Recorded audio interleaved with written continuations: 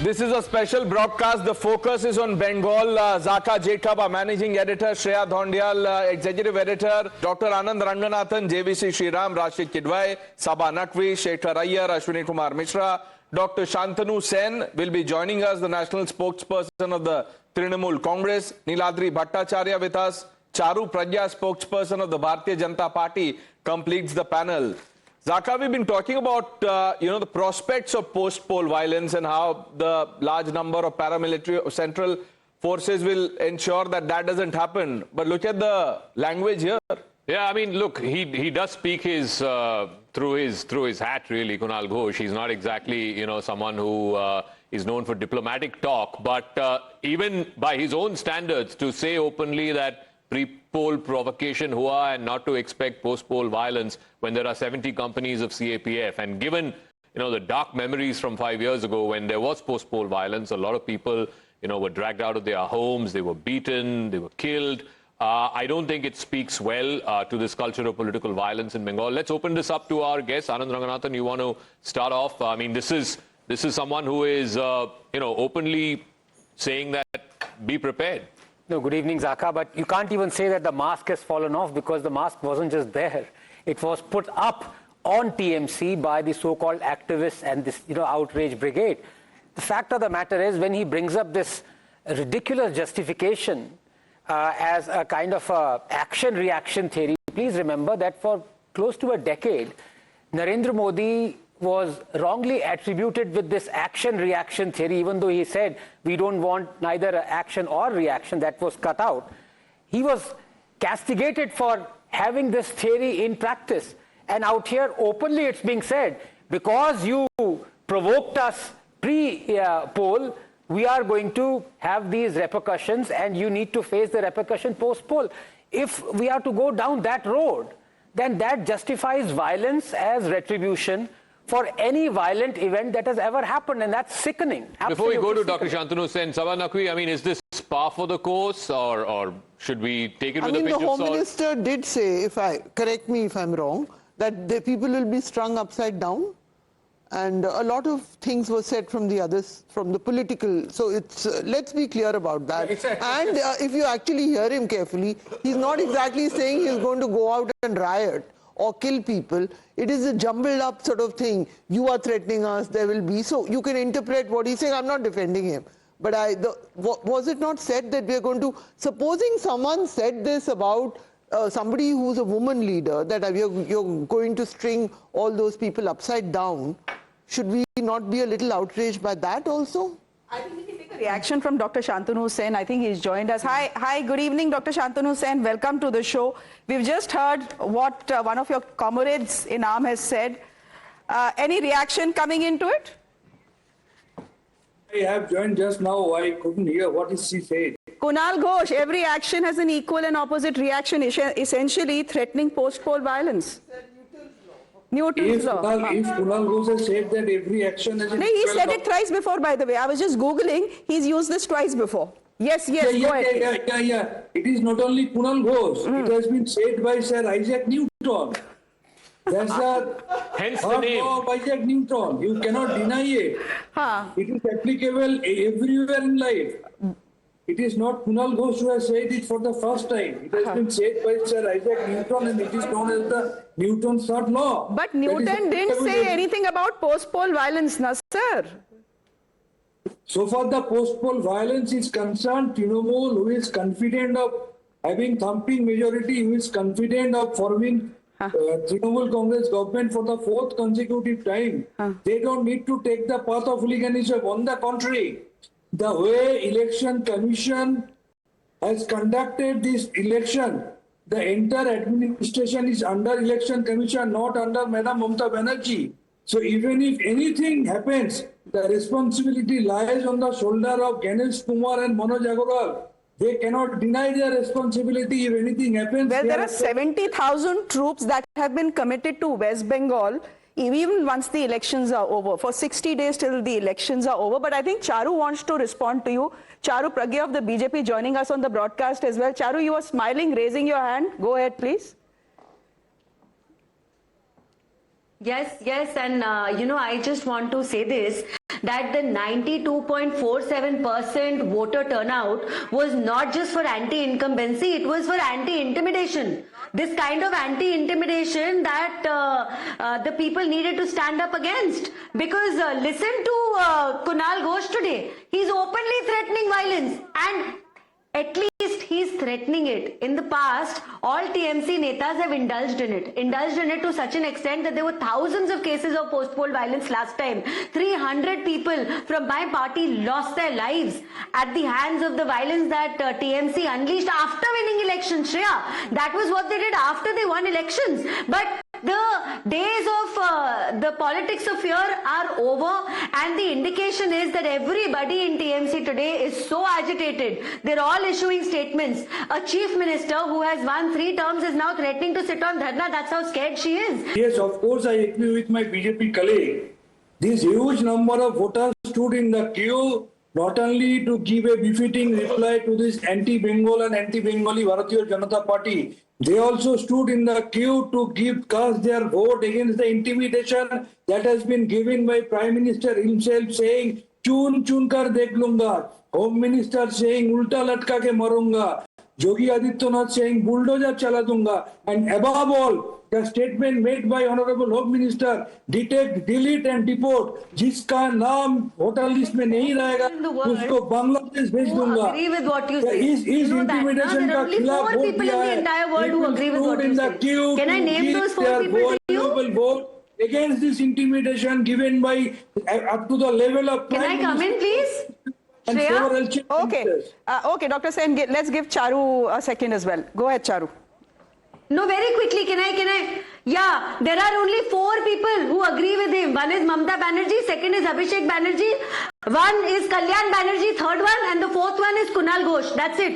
Apart from these 4 people who anyways are talking about violence, have you forgotten what Abhishek Banerjee said? Have you forgotten? He threatened violence. And every single leader in your party consequently has only been threatening violence. And I want to take you back 5 years ago, sir.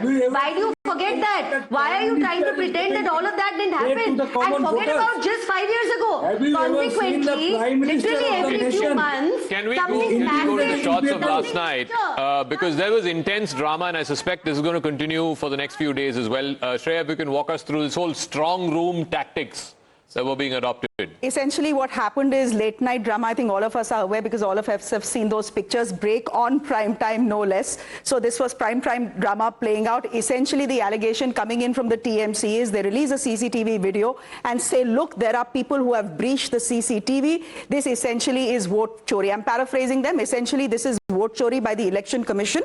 And after that there is a dharna that starts. You have Kunal Ghosh who sits on dharna. You have Shashi Panja who sits on dharna. Then you have Mamata Banerjee who shows up as well and says this is a do or die situation. Be very vigilant. Don't even take loo breaks. Simply keep an eye in the strong room. So that is all playing out. Today we have seen an election, we have seen a representation both from the BJP and the TMC go to the Election Commission. Dr. Sen, as we see those pictures, can I please ask you, you are accusing the Election Commission essentially of vote chori. Can I ask you, Dr. Sen, very simply, who does vote chori on camera? There is CCTV footage. If vote chori was to happen, CCTV would have been switched off, right? The allegation itself is not making sense, sir. Madam, could you identify who those pupils were? Well, the Election Commission says there were people from the Election Commission and there was a separation of the postal ballot that was happening. Madam, had there been a single representative of Trinamool Congress, our candidates like Kunal Ghosh and Dr. Shashi Panja, they are not mad people that they will be sitting outside this gate. They will be sitting for a dharna. Dr. Sen, I agree they are not mad people. I didn't say they are mad people, but the Election Commission is saying that on the 29th we had sent an email to every political party, every candidate and political party that please show up at 4 o'clock. This is what we are going to do. You don't come and then you say vote chori. Madam, it is a basic responsibility of the Election Commission to play an impartial role to ensure the presence of representative of each and every political party. I believe, we need to go back to the math of why, even for the BJP, as hopeful as they are, this is still an uphill climb. Winning Bengal, it's sort of the last fortress last frontier for the BJP. Here are the numbers, yeah, sure. These are just some of the numbers we are throwing to you, and then there are three scenarios we are sketching out. This is a six-bench, this is a... Studio High Court. This Studio High Court is a six-bench High Court. So you can, you are free to agree and disagree. We are amicus. Chaliye. So let's start with 2021. What was the difference in votes between the TMC and the BJP? 60 lakh. The TMC polled 2.89, the BJP 2.29. 60 lakh is the difference. This time, 2026, additional votes cast 29 lakhs, SIR deletions 27 lakhs. I'm not going to this right now. Let's just, sketch out the three scenarios, and then all of you can have your own opinions. Can we just, flip the graphics to scenario one now? Now, this is the first scenario. If the majority of the SIR deletions, which is 27 lakh, are TMC voters, then possibly the outcome is a close fight between the TMC and the BJP. That is scenario one. Scenario two, if the majority of the additional votes, which is 29 lakh, are in favor of the BJP, this is a big if, of course, then the outcome is the BJP may have an edge. But there is a third scenario as well. If a significant majority of the 60 lakh, which is TMC voters, this difference, stick to Didi, then it could be advantage TMC on May 4th. I think we can open the floor to that. JVC, would you want to go? No, see, what we are seeing is there is an increase in seat, absolute increase in seat in each constituency on an average is 9,089. 9,089 is the increase. Okay. So what we are hearing, what votes, is increase? votes, The yeah, average votes. across So the roughly state. about 27 lakh votes. Exactly, Right. exactly. So what we are seeing is the ground report which we are getting is report is that many of them have been TMC voters. At the same time, The additional votes, the new votes that have the deleted. The deletions. Okay, okay. So, Yeah, yeah. and going back to what I said yesterday, you dispute it, you don't dispute it. 37 lakh voters who probably did not vote in 2021 because they live in other states have come to Kolkata or Durgapur or various places and are voting. Most of them are voting for BJP. That is the reason why we are giving an edge as far as BJP But is on concerned. these numbers, let's go back to scenario one. Scenario two, three. one. Scenario one. Yeah. If a majority of go to scenario one, please. Yeah. If a majority of the deletions are TMC voters, as you think they are, then this is going to be a much closer fight. Close fight. So it puts paid to the same argument that the TMC has been making. The SIR was to delete their voters. So that's their argument. Can I throw in a spanner? Can I throw in a spanner? The majority of SIR deletions also include 50% that are dead and missing. If those were ghost voters voting for TMC. No. This 27 lakh does not include dead. That is a different figure. That's a 90 lakh figure. This 27 lakh are the ones who are under adjudication. But the point I'm making is that of those who are now declared dead and possibly, obviously could not vote, if they were voting in the previous elections for TMC, then that's a spanner in the works. That's as what Shekhar Shekhar was saying yesterday. And you need to add the 37 lakhs. This is exactly what Shekhar was saying yesterday. No, but Mr. Kidwai, to be added. he's been saying... First of all, no, Yes. there are two things. I think we should not link it to, what a SIR deletion is very unfortunate and it's uncalled for and all kind of things have been said. It's actually a violation of democratic rights. But I don't think in the final run on the May 4th, it will have any bearing. The winner will be a winner, the loser will be a loser. So it will not be, we don't need to get into technicalities. The TMC for the last 6 months they've been trying hard because on saying a very that, important, our TMC voters is a are getting political deleted. Party. Zaka, TMC is a political party. They are within their rights. Point I'm saying, and you may agree with me, that this deletion of names of legitimate voters is most unfortunate. It's a blot on democracy. Closer home, do people agree with you? वहीं आसपास पूछिए आप मिश्रा जी, सभा जी. Absolutely. See, if 64 presiding officer, 64 persons were the presiding officer, they didn't go to vote. And somebody says in the court of law that, you vote 5 years later. No, Rashid, this democracy? Rashid, the point is this. And actually, Sabha weigh in on this, Mr. Mishra weigh in on this. The point, look at the numbers. The difference, the total votes polled in 2021, the difference between the TMC and the BJP was 60 lakh vote. This time, 27 lakh have been deleted and 29 extra lakh votes have come in. That roughly adds up to 56 lakh. The real trick since the age of SIR and since Maharashtra, of course, deletions matter. And deletions used to happen in different ways. Strong arm tactics, keeping people off the rolls in a much more old-fashioned muscle way, not through this what the Election Commission did in the case of Bengal only, this logical discrepancy is an outrage, which the court will have to address it. So let me finish. So you have that situation. The question is always the additions. Yeah. The mysterious people whose names they suddenly find themselves in the polling room and they're suddenly added. They're cleared, everything clears. That is a feature which I think even the reporter friends who went to the field, who did good work on deletions, I have not found anyone who's been able to penetrate the web of the additions.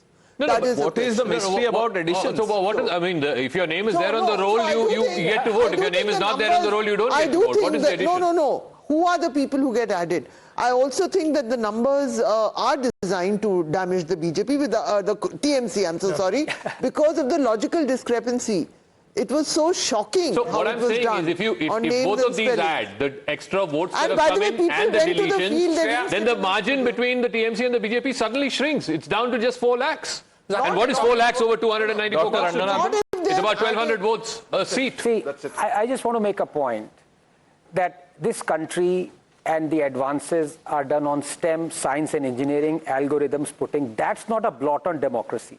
But where I agree with Mr. Kidwai, what is a blot on democracy is not the concept of logical discrepancy being applied. They gave a reason, Supreme Court agreed with it. The blot on democracy is that those 27 lakh cases were not adjudicated and decided upon before voting. In time. We are in agreement. So let's get that straight. The procedure is not the blot on democracy. No, the procedure The is adjudication and lack of it is. I hope you agree with me. Yes. 100%. Can we just look at 109? All right, and then we look at 119 seats that could be crucial. We'll just get that graphic ready. You guys discussing that BJP and TMC are poles apart, but you are telling that their voter who was voting for BJP will suddenly shift to TMC, or TMC voter who was voting for TMC suddenly shift to BJP. We didn't say that at all. That's what they are telling, that if the voter shift happens from here to there, I think why one will not go for another option which is there in Bengal? So why you think the voter shift will happen from TMC to BJP? We didn't say at all that. People's heart. Anyway, let's go to this. Yeah. Let's take one last. Even Adhir Ranjan Chaudhary is losing. Till 4th. Adhir Ranjan Chaudhary is losing. Congress will be happy if Adhir Ranjan Chaudhary loses. Yeah. I think on the day of polling, the 4th of May, the loser will say this, hisab jhuka tu, kunba duba kyun? Should we just go to these graphics and, sort of further the discussion?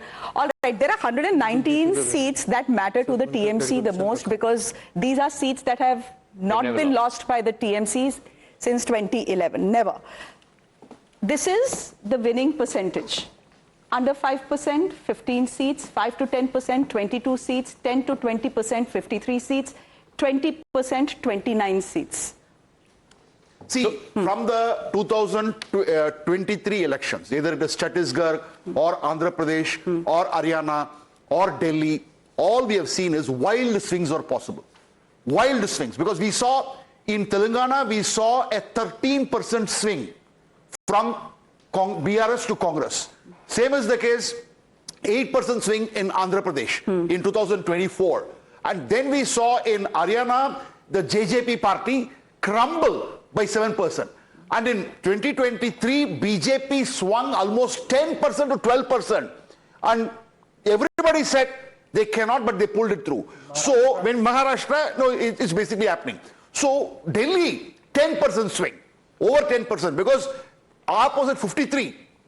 And literally, and from 37, BJP came up to 46. But if you go back to that graphic, JVC, you go back to that graphic. Yeah.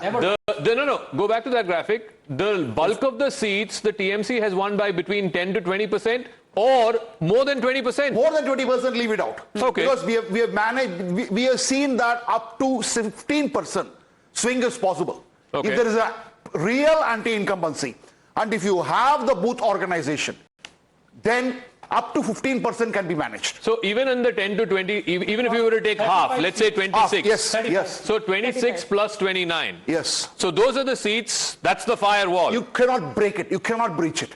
That's probably, that's why I kept saying that South Parganas, you cannot touch it. Probably one seat you will win, BJP. So basically, there's about 55 seats. So that's up to about that the BJP. Yes. So BJP's starting point in this election is 244, not 290. I would say 225. 225. Because I'll have to factor in demography also into picture. Okay. Okay. They need to strike at 148 Okay, or before we end, I want to ask Sabaji. Sabaji, will you call the elections free and fair if the verdict is not favorable to the TMC? No, I think even if the TMC has a landslide, I think the issue of the SIR deletions, these are very serious issues. No, that is a separate issue. No, I'm saying free and fair elections.